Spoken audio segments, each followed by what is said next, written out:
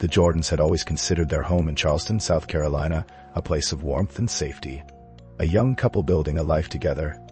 They were overjoyed when their son Finn was born. His arrival filled their modest home with laughter, late-night lullabies, and the soft shuffling of tiny feet against wooden floors.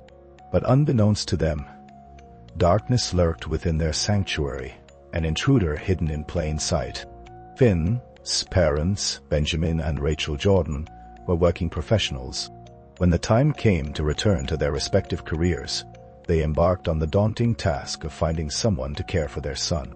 Enter Alexis Khan, a 22-year-old woman with an extensive background in childcare. Her credentials checked out. No red flags appeared in her background screening. A perfect fit, or so they believed. For 5 months, Alexis worked for the Jordans. Each evening, Finn was in his crib unharmed when his parents returned home.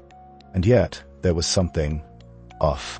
A subtle shift in their home's atmosphere. The first sign of unease came from an unlikely source.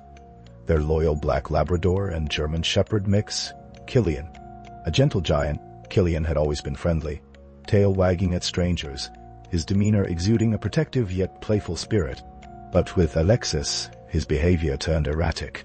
He would plant himself between the babysitter and Finn, his fur bristling with tension, deep growls rumbling from within his chest. At first, Benjamin dismissed it. Dogs could be moody. But the pattern persisted. Whenever Alexis approached the child, Killian would snarl, his teeth bared in silent protest. Rachel grew anxious. Then, she whispered one night, clutching his arm in the dim glow of their living room lamp.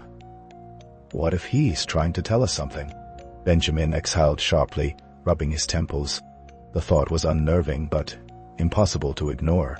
Their dog was reacting as if he were defending Finn from an unseen threat. The couple decided to trust their instincts. If Killian sensed something sinister, they needed proof. One evening before heading to work, Benjamin discreetly placed an iPhone beneath the living room couch, its microphone set to record. Hours passed. When they returned home, everything appeared normal. Alexis left as she always did, her demeanor unchanged. Finn was in his crib, sleeping peacefully. But when they listened to the recording later that night, their world shattered. The playback started with silence, then soft cooing from Finn. Moments later, a voice sharp and venomous sliced through the quiet. "Shut the F up." Rachel's hands trembled. "Was that her?" she whispered, her voice barely audible. Benjamin's jaw tightened. "Me." They continued listening. More expletives, each more vicious than the last. Then came the unmistakable sounds of slapping. Finn's cries grew desperate, the wailing punctuated by muffled shaking noises. Rachel turned away, unable to listen any further.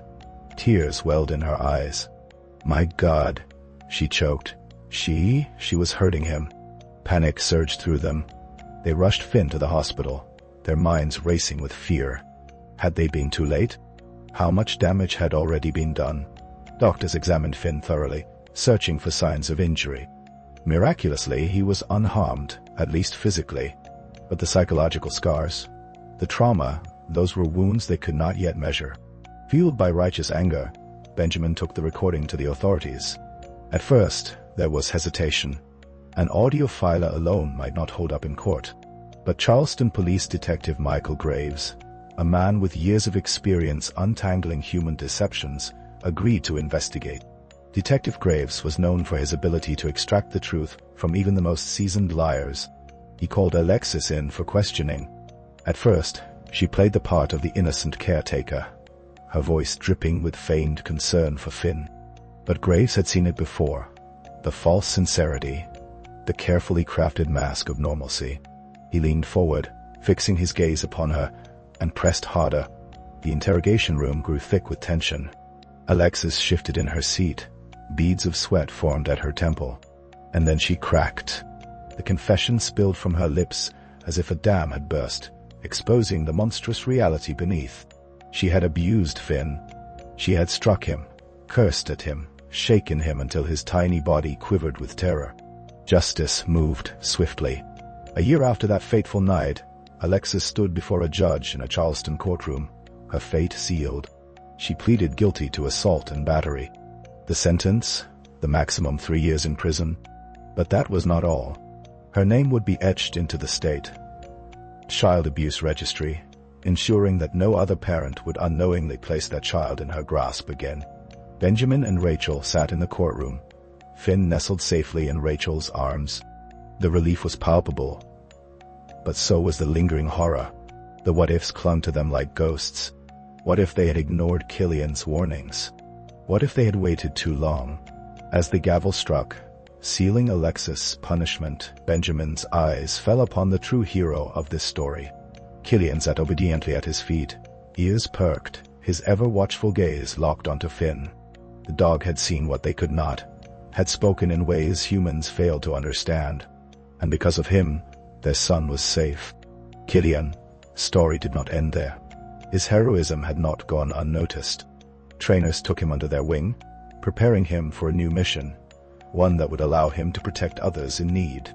He would soon become a psychiatric service animal, his unwavering loyalty and keen instincts a beacon of hope for those in darkness. As the Jordans left the courthouse, the sky stretched vast and clear above them, a silent promise of brighter days ahead. But in the back of their minds, they would always remember the shadows that once lurked within their home, the danger that had nestled itself within their lives, hidden behind a mask of trust, and the silent guardian who had refused to let it go unnoticed.